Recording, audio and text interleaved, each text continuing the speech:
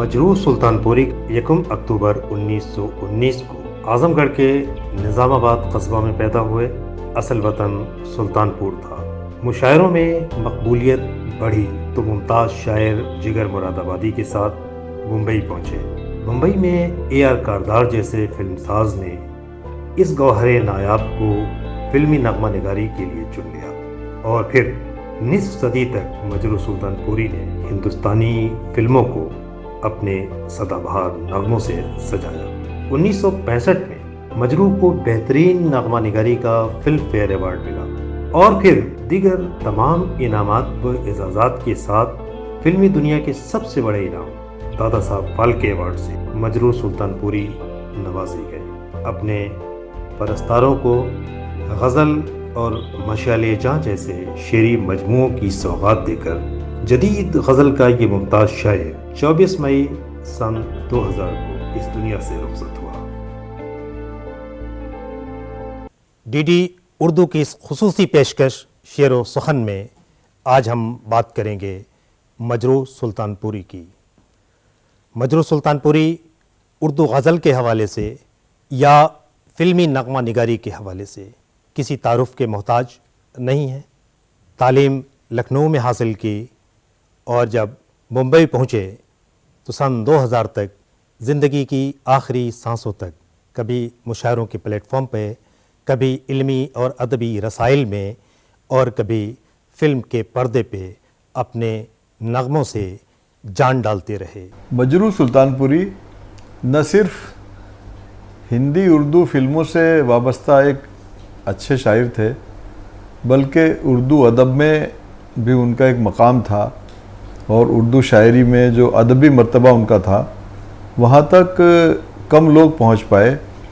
और वो एक ऐसे मरदम खेज़ क़िस्से से ताल्लुक़ रखते थे जहाँ से उर्दू शायरी के, उर्दू तहक़ीक़ के, उर्दू तनक़ीद के, उर्दू फ़िक्शन के और तरक्की पसंद तहरीक के बड़े बड़े नाम पैदा हुए।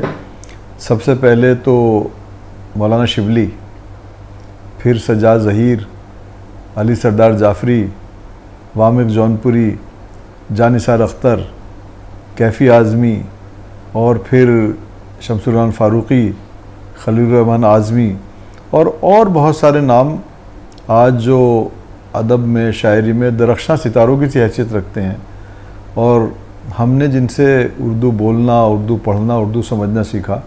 मजरूह सुल्तानपुरी का आबाई वतन तो सुल्तानपुर था ज़ाहिर है, लेकिन उनके वालिद पुलिस के महकमे में थे, ट्रांसफ़र होते रहते थे। उनकी पैदाइश आज़मगढ़ की हुई और आज़मगढ़ भी अपनी जगह एक बहुत कहना चाहिए कि मशहूर और अदबी मर्तबे वाला इलाका है, शहर है। तो मजरूह साहब राजपूत ख़ानदान से थे और राजपूतों वाली शान उन्होंने आखिर तक बरकरार रखी। जैसे शिकार खेलने के बहुत शौकीन थे वो और गाते बहुत अच्छा थे, मौसीकी का बहुत शौक़ था और म्यूज़िक की उन्होंने ट्रेनिंग ली बाकायदा। लेकिन वालिद साहब को उनके ये म्यूज़िक का सिलसिला पसंद नहीं आया तो उसको छोड़ के फिर उन्हें तबाबत यानी हकीम की ट्रेनिंग के लिए लखनऊ भेज दिया गया, तिब्बिया कॉलेज में, जवाई टोला लखनऊ में, जहाँ से उन्होंने सनद ली। और उसके साथ साथ फिर वो शायरी करते रहे, मुशायरों में जाते रहे। तरन्नुम बहुत अच्छा था, बहुत पॉपुलर हो गए थे कि जिगर साहब से उनका तारुफ हुआ। और दो अकाबरीन, जिगर मुरादाबादी और प्रोफेसर रशीद अहमद सिद्दीकी अलीगढ़, इन दोनों ने उनकी ज़िंदगी पे और उनकी फ़िक्र पर बहुत गहरा असर डाला।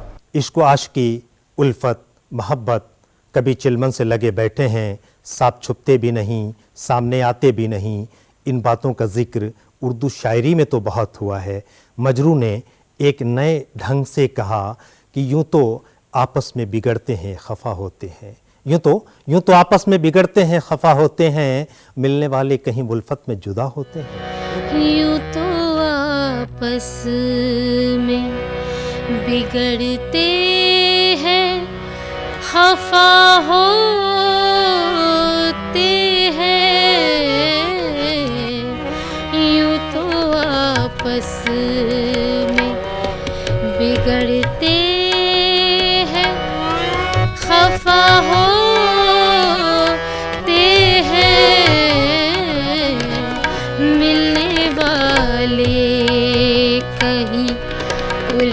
उल्फत से जुदा होते हैं मिलने वाले कहीं उल्फत में जुदा होते हैं यूं तो आपस में।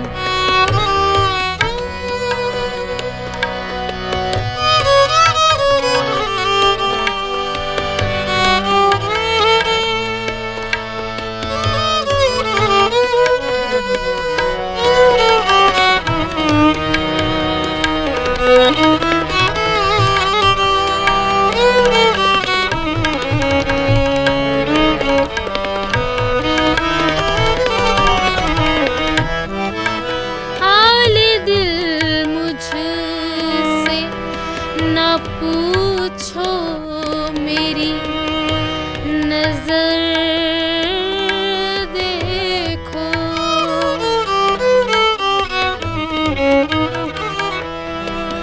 हाल दिल मुझसे न पूछो मेरी नजर देखो।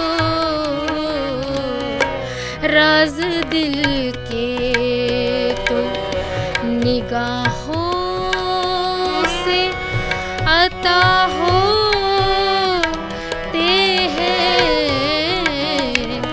राज दिल के तो निगाहों से अदा होते हैं मिलने वाले कहीं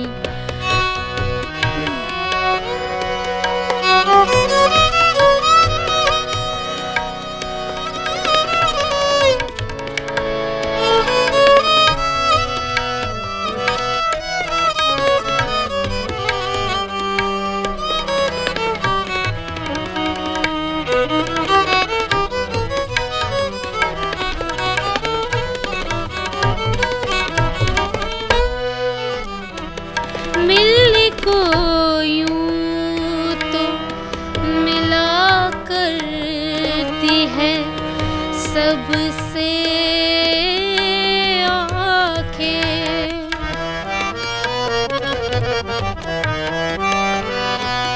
मिलने को यूं तो मिला करती है सबसे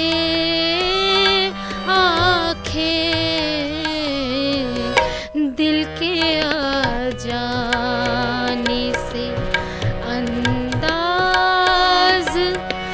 जुदा होते हैं। दिल के आ जाने से अंदाज जुदा होते हैं मिलने वाले कहीं उल्फत में जुदा होते हैं यूं तो आपस में बिगड़ते हैं खफा होते हैं यूं तो आपस में। मजनू ने गज़ल की शायरी को उस मकाम तक पहुंचाया जहां वो कहते हैं कि मज़हब तो बस मज़हब दिल है, बाकी सब गुमराही है। मुझसे कहा जिब्रील जुनू ने, मुझसे कहा जिब्रील जुनू ने, ये भी वही इलाही है। मुझसे कहा जिब्रील जुनू ने, ये भी वही इलाही है। मज़हब तो बस मज़हब दिल है, बाकी सब गुमराही है। ये वो मयार था मजरू सुल्तानपुरी की शायरी का। तो मजरू साहब का जब हम देखते हैं कि उनकी ज़िंदगी के, उनके फ़न का इर्तिका किस तरह है, तो 1919 में पैदा हुए। ये दौर हिंदुस्तान की तारीख़ में बहुत तब्दीलियों का दौर था। 2 वर्ल्ड वॉर हुई इसी ज़माने में और उसका असर हिंदुस्तान पर भी बहुत गहरा पड़ा। फिर गांधी जी की तहरीक चल रही थी, प्रेमचंद ने तरक्की पसंद तहरीक की बुनियाद रखी 1936 में। उसके बाद सन 1942 में भारत छोड़ो का आंदोलन हुआ। उसके बाद 1946 में बम्बई में जहाजियों की बगावत हुई। 1940 में पाकिस्तान का रेजोल्यूशन पास हुआ वगैरह वगैरह, इंतखाबात हुए। लेकिन मजरू अभी इन चीज़ों से, इन सियासी तब्दीलियों से दूर थे। वो सुल्तानपुर में, जौनपुर में, लखनऊ में, आजमगढ़ में मुशायरों में जाते थे और तरन्नुम वाली और पुराने तर्ज की, जो हमारे यहाँ से फ़ारसी से आई है, गुलो बुलबुल की, हिजर की, साक़ी की, मैखाने की, उस तरह की शायरी कर रहे थे। जिगर साहब ने उनको और शकील बदायूनी को, दोनों शागिर्द थे जिगर साहब के एक तरह से, इनको बम्बई भेजा कि फ़िल्मों में आप रोज़गार तलाश कीजिए, फ़िल्मों में नगमे लिखिए। अच्छा, उस वक्त उर्दू का बोलबाला था फ़िल्मों में, फ़िल्मों की कहानियाँ, फ़िल्मों के मुकालमे, फ़िल्मों के गीत, फ़िल्मों की सिनेरियो सारे ही तकरीबन उर्दू वाले बनाते थे, जो ज़्यादातर पंजाब से थे उर्दू वाले, या अवध से, लखनऊ के इलाके से थे। बहुत लोग थे वहाँ फिल्म इंडस्ट्री में। तो मजरू गए वहाँ AR कारदार के पास, और कारदार को उन्होंने कुछ अपनी गज़लें वगैरह कलाम सुनाया तो कारदार ने पसंद किया। और पहली बार कारदार की फ़िल्म शाहजहाँ, जिसमें मजरू साहब ने कुछ नगमे लिखे, और जो नगमा KL सहगल की आवाज़ में है 1945 का, जब दिल ही टूट गया हम जीकर क्या करेंगे, और दूसरा नगमा वो है गम दिए मुस्तकिल कितना नाजुक है दिल ये न जाना, हाय हाय ये जालिम ज़माना। इन नगमों से न सिर्फ मजरू साहब को शोहरत मिली, बल्कि KL सहगल के लिए भी ये बहुत हरदिल अजीज़ नगमे रहे। और इतने हरदिल अजीज़ हुए कि KL सहगल का जब इंतकाल हुआ तो उन्होंने वसीयत की थी कि मेरी अर्थी पर यही गीत बजाया जाए, जब दिल ही टूट गया हम जीकर क्या करेंगे। उर्दू शायरी में साक़ी, पैमाना, जाम, सबू और जाम के टूट जाने का जिक्र हज़ार तरह से हुआ है। रियाज खैराबादी ने कहा था कि जामे मैं तौबा शिकन, तौबा मेरी जाम शिकन, जामे मैं तौबा शिकन, तौबा मेरी जाम शिकन, सामने ढेर है टूटे हुए पैमानों का, पैमानों के टूट जाने को कि निगाहे साक़िए ना मेहरबां ये क्या जाने। मजरू कहते हैं, निगाहे साक़िए ना मेहरबां ये क्या जाने कि टूट जाते हैं खुद दिल के साथ पैमाने।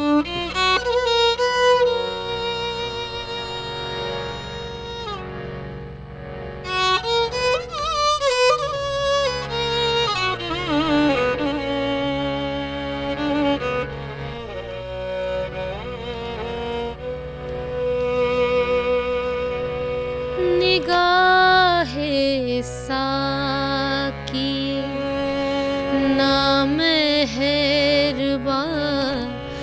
ये क्या जाने, निगाहे साकी ना मेहरबान ये क्या जाने, निगाहे साकी ना मेहरबान ये क्या जाने, कि टूट जाते हैं खुद दिल के साथ पैमाने, निगाहे साकी ना मेहरबान ये क्या जाने।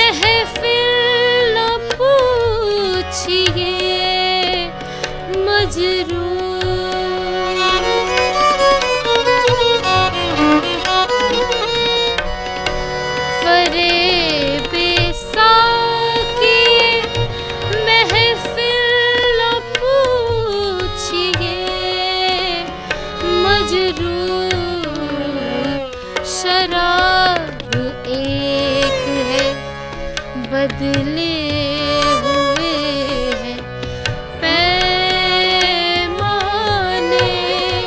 शराब एक है बदले हुए हैं पैमाने,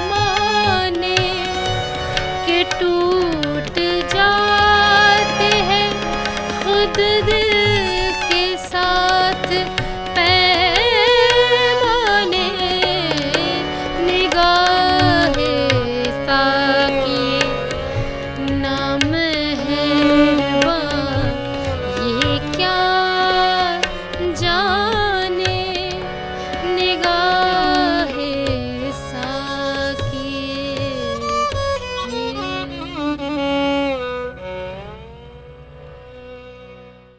मजरू सुल्तानपुरी न सिर्फ अपनी फिल्मी नगमा निगारी की वजह से मशहूर और मकबूल रहे, न सिर्फ मुशायरों में अपने तरन्नुम और ख़ूबसूरत कलाम की वजह से मशहूर रहे, बल्कि उर्दू गज़ल को उसकी तमाम तर रिवायात के साथ जो क्लासिकी रचाव था वो मजरू ने अपनी गज़लों में बरता।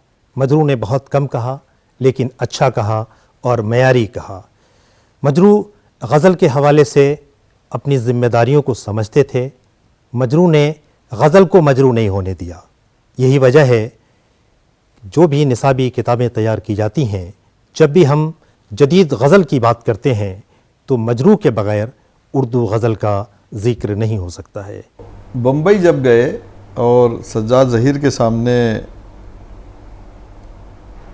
तरक्की पसंदों के सामने जब उन्होंने ये गज़ल पढ़ी कि जुनून दिल न सिर्फ इतना कि एक गुले पैरहन तक है, कदो गेसू से अपना सिलसिला दारुल रसन तक है, तो सज्जाद ज़हीर को लगा कि इनके अंदर तरक्की पसंदी का उनसुर, तरक्की पसंदी की फ़िक्र मौजूद है। उन्होंने फिर सज्जाद ज़हीर ने उनको लब्बैक कहा और नया अदब में छापना शुरू किया उनको। उसके बाद सरार जाफरी और कैफ़ी आदमी वगैरह से ताल्लुक़ात कायम हो गए, क्योंकि एक कल्चरल एफिनिटी भी बनती थी। सब एक ही इलाके के, तकरीबन एक ही इलाके के रहने वाले थे। जैसा कि मैंने अर्ज़ किया कि अवध और आज़मगढ़ और जौनपुर, सुल्तानपुर वगैरह ये सब एक ही कल्चर एंटिटी है। उसके बाद फिल्म में तो काम मिल ही गया था। यहाँ से उनकी ज़िंदगी में एक नया मोड़ शुरू होता है। तरक्की पसंदी का एलिमेंट, तरक्की पसंदी का उनसुर उनकी शायरी में आता है। और फिर उन्होंने गज़ल में तरक्की पसंदी के अनासिर शामिल किए। उससे पहले मैं अर्ज़ कर दूं कि फैज़ साहब का मजमूआ 1941 में आ चुका था, नक्श फरियादी, और उसमें गज़लें भी थी और नज़में भी थीं। और तरक्की पसंदी उससे पहले 1938 में मजाज का मजमूआ आहंग आ चुका था। तो तरक्की पसंदी उस दौर तक काफ़ी इस्टेब्लिश हो चुकी थी। लेकिन गज़ल में जहाँ तक गज़ल का सवाल है, मजरू साहब ने नए तजर्बे किए और गज़ल के जो रिवायती मौज़ूआत हैं, गुलो बुलबुल और हिजर वाले, उनको छोड़ के सियासी गज़ल, सियासी रंग दिया। अब जैसे कहते हैं कि मैं अकेला ही चला था जानिब मंजिल, मगर लोग साथ आते गए और कारवा बनता गया। तो इस तरह से मजरू साहब ने गज़लें कहीं और दूसरी तरफ वो फिल्म का कारोबार भी करते रहे। और चूँकि रोज़गार का मसला था तो बम्बई जैसे बड़े शहर में ज़िंदा रहना और एक बाइज़्ज़त ज़िंदगी गुजारना वो भी एक मसला था और सभी के लिए था। फिल्मों में बहुत खूबसूरत गीत लिखे मजरू साहब ने। जैसे एक गीत उनका बहुत मशहूर हुआ, पुकारता चला हूँ मैं कली कली बहार की, या यह है कि अब क्या मिसाल दूँ मैं तुम्हारे शबाब की, या हम हैं मताए कूचा व बाज़ार की तरह, जो गज़ल दस्तक फिल्म में राजेंद्र सिंह बेदी की थी। तो फिल्मों में भी वो अपने कदम जमाते रहे, स्ट्रगल करते रहे। जैसे और कुछ बहुत अच्छे गीत मजरू साहब ने दिए। बहुत सारे गीत हैं, मैं सिर्फ 2-4 गीतों के नाम यहाँ ले पाऊँगा। जैसे पुकारता चला हूँ मैं कली कली बहार की। उर्दू शायरी में महबूब से आंखें मिलाना, महबूब से आंखें चार हो जाना, महबूब के इंतज़ार में पहरों बैठे रहना, और कभी कभी ये कहना कि कोई हमें उठाए क्यों, ये रिवायत बहुत पुरानी है। मजरू ने भी कहा है, पहले 100 बार इधर और उधर देखा है, पहले 100 बार इधर और उधर देखा है, तब कहीं डर के तुम्हें एक नज़र देखा।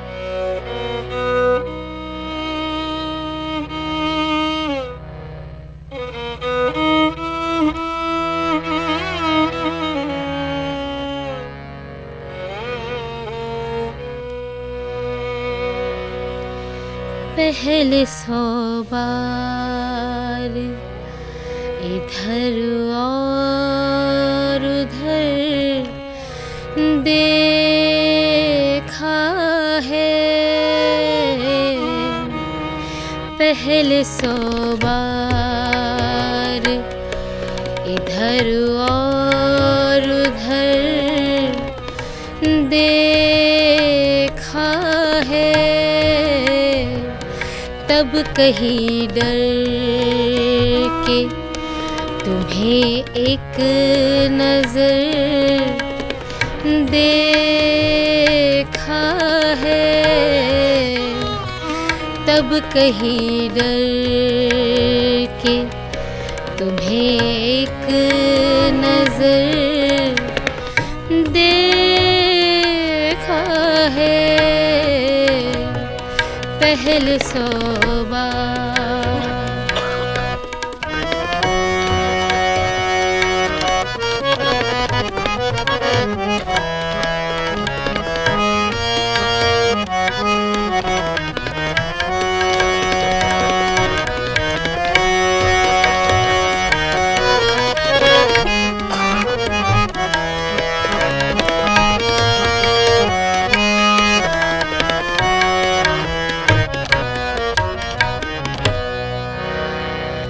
हम पे हंसती है जो दुनिया, उसे देखा ही नहीं।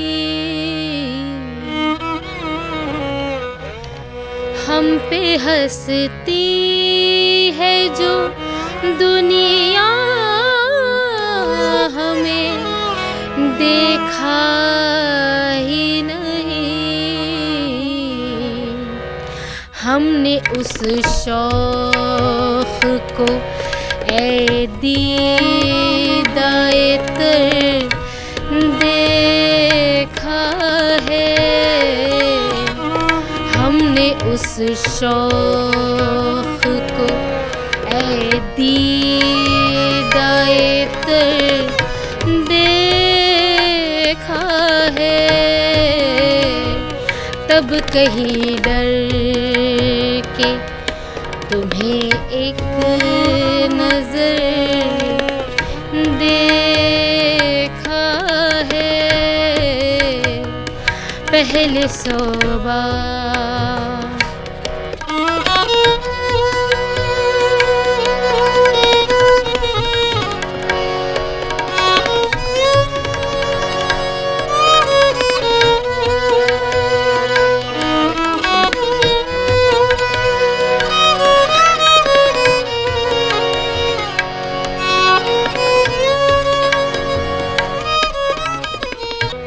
आज इस एक नजर पे मुझे मर जाने दो, आज इस एक नजर पर मुझे मर जाने दो। उसने लोगों मुश्किल से इधर देखा है, उसने लोगों बड़ी मुश्किल से इधर देखा है, तब कहीं डर के तुम्हें एक नजर देखा है, पहले 100 बार।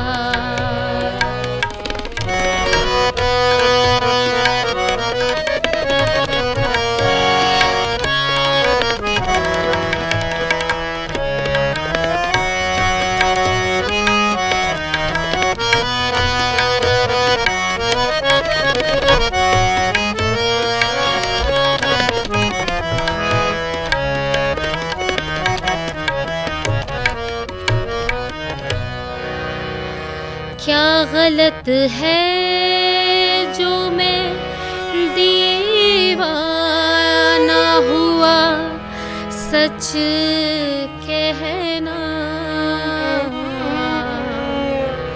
क्या गलत है जो मैं दीवाना हुआ सच कहना।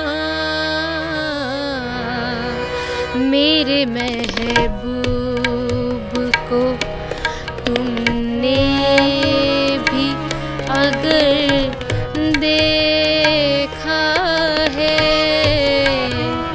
मेरे महबूब को तुमने भी अगर देखा है, तब कहीं डर के तुम्हें एक नजर देखा है। पहले 100 बार इधर और उधर देखा है, पहले 100 बार। डीडी उर्दू की यह खुसूसी पेशकश शेर व सुखन आप देख रहे थे। नाजरीन, उम्मीद है हमारे दीगर प्रोग्राम की तरह आपने शेर व सुखन का ये एपिसोड भी पसंद किया। बहुत बहुत शुक्रिया। बहुत जल्द फिर मिलेंगे एक दूसरे एपिसोड में किसी और शायर के साथ, कुछ और शायरी के साथ। आदाब।